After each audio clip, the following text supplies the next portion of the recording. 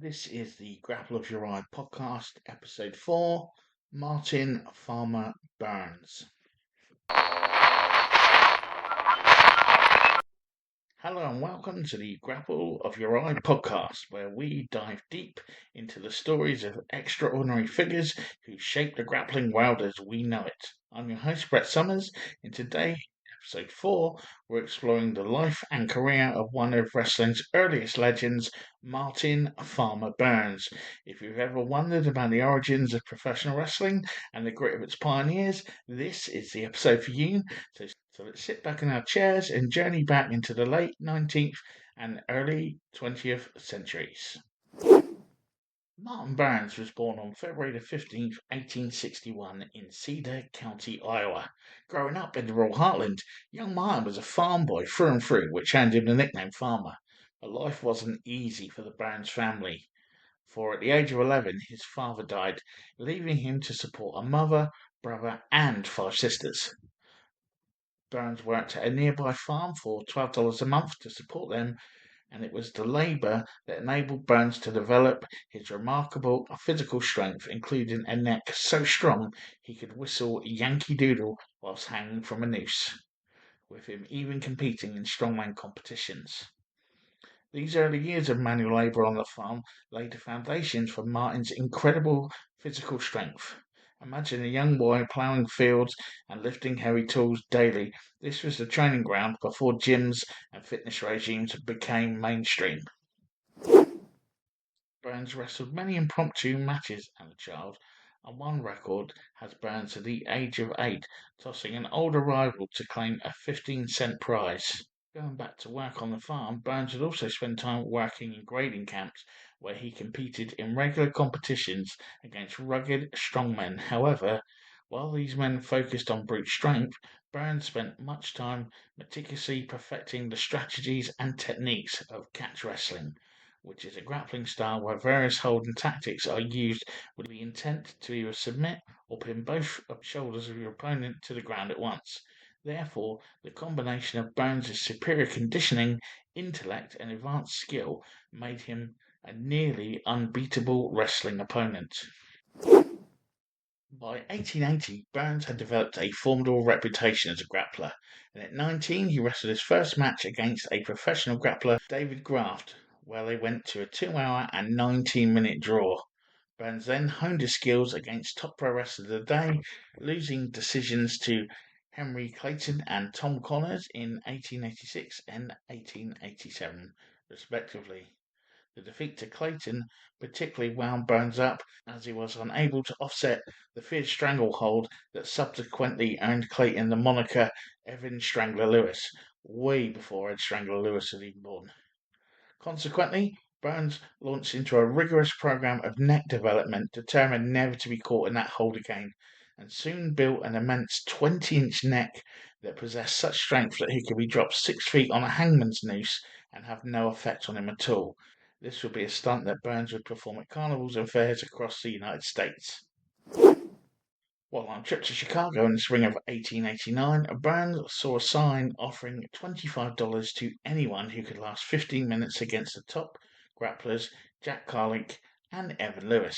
Burns accepted the challenge immediately and showed up at the Olympic Theatre dressed in his regular farmer's overalls. Consequently, the event's announcer introduced Martin to the crowd as Farmer Burns, and the farmer promptly made quick work of Carlick, throwing him across the stage before being declared the winner after 15 minutes, and then moved on to Evan Strangler Lewis in a match for revenge against Lewis, who was now the Catch-as-Catch-Can reigning heavyweight champion. Lewis had defeated Joe Acton on March the 14th, 1887 to claim the championship. 15 minutes though proved not enough time for Lewis to throw Burns, and again the unknown farmer was then declared the winner and was subsequently lauded as a wrestling hero the next day in the Chicago newspapers as his name started to spread across the land. Burns' emergence as one of the USA's premier grapplers had him soon travelling across the country, taking on the greatest wrestlers of the day and defeating them all as they lined up to face him. Though he weighed just 165 pounds, he regularly defeated men who outweighed him by up to 100 pounds. At the time, professional catch-as-catch-can or freestyle wrestling often used no time limit, and a match was usually decided when a wrestler threw his opponent to the ground. However, Burns became known as the master of the pinfall, as he perfected the art of trapping an opponent's shoulders to the mat, whilst contriving such dangerous manoeuvres as the full and half Nelsons, hammerlock, double wrist lock, chicken wing, and a variety of submission toe holds.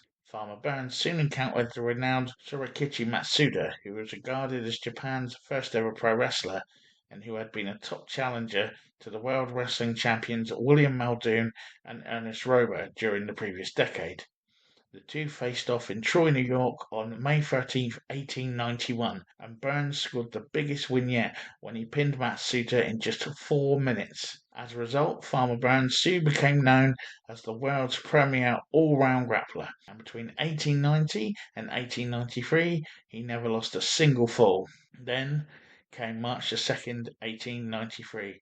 Evan Lewis was recognized as America's heavyweight champion when he beat Ernest Rober to unify the American Greco-Roman heavyweight championship with the Catch-as-Catch-Can championships.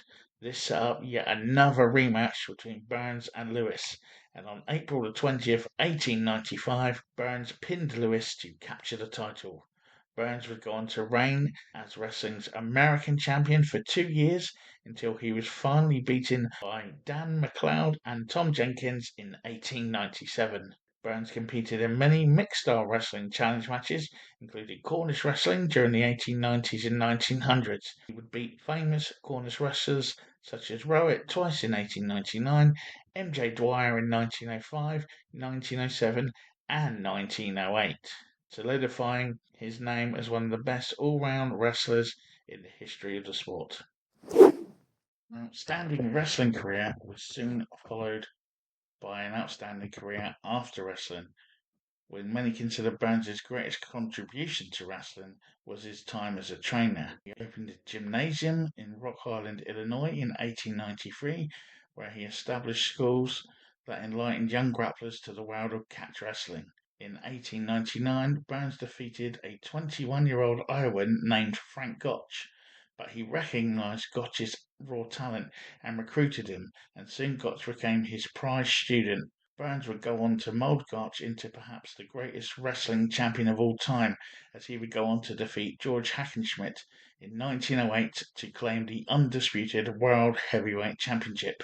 In addition, Burns also served as a teacher to many grapplers who would transform the sport in the 1900s, including future world champion Al Caddick, future middleweight world champion and champion wrestler of the AEF, Ralph Harkout, as well as creative pioneers Joseph Toot Mont. Other big names he personally trained include Rudy Dusek, Joe Mousewicz, Emil Clank, Jess Westergaard, Fred Beal, and Jack Sherry, among others. It is said he trained more than 1,600 wrestlers in all, and was so respected as a trainer he was even recruited to serve as the conditioning coach for boxer Jim Jeffries' 1910 title bout against Jack Johnson.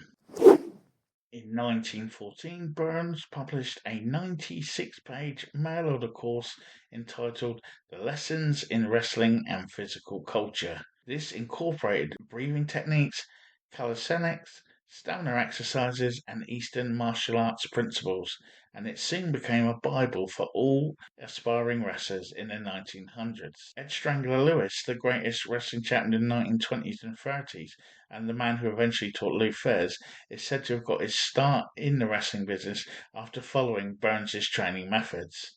It was due to the efforts of Burns that his native state of Iowa has since become the national amateur wrestling capital of the United States of America, with the University of Iowa serving as an NCAA powerhouse. It also has the International Wrestling Institute and Museum based in Newton, Iowa. Sadly, Burns died on January 8th, 1937 in Council Bluffs, Iowa at the age of 75 and was laid to rest at St. James Cemetery in Toronto, Iowa. He still survives the wrestling world though, thanks to the now legendary Farmer Burns workout, the custom workout routine developed by Burns himself for his students. It's based on resistance provided by one's own body, a pair of dumbbell weights, and supplemental aerobic exercises such as running. The workout consists of 3 phases of exercise organised into sets and repetitions. The first phase is a combination of warm-ups and stretches using your own body for resistance. The second phase uses a pair of dumbbells for resistance. Third phase of exercise are partner exercises, again relying on 2 people working together for resistance. Burns' career success is often accredited in part to this intense workout routine. We'll have a link to the famous Burns workout in our show notes. So thank you for joining me on this journey through the life of Martin Farmer Burns. His story is a reminder that greatness often comes from humble beginnings and relentless dedication. If you enjoyed this episode, please subscribe, like, and leave a review, and share it with your fellow wrestling grappling historians. You can get us on YouTube, Apple Podcasts, Spotify, and if you need to go to our mothership, it is the grappleofyoureye.com, where you'll find everything about us right there. Until next time, my name's Brett Summers, and again, this has been the Grapple of Your Eye podcast, episode 4 of Martin Farmer Burns. Keep exploring, keep rolling, and keep celebrating the legends who paved the way in grappling. I'll see you next time.